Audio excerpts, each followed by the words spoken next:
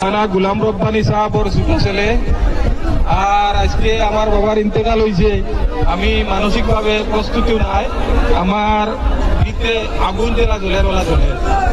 আপনারা সব শুভকাঙ্ক্ষী হল তানে দেখা তাইছেন।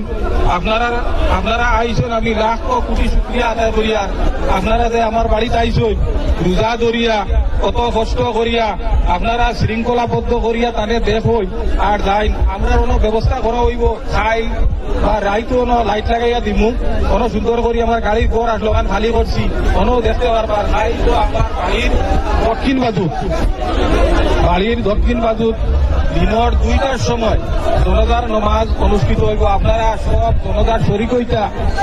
আর শেখ গুলাম রব্বানী জামে মসজিদ খবর দেব হইব মানে যাপন করা হইব। জি আপন করা হইব।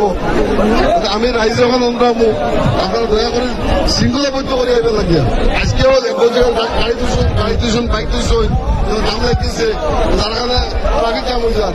আগামীকালকেও ট্রাফিক জ্যাম যাতে হয় না ভোটের মাঝে আমরা ফিরবার লাগে সারার একটা ইয়ে আছে আবেগ আছে স্বাভাবিক থাকবো আর টাকা দরকারও।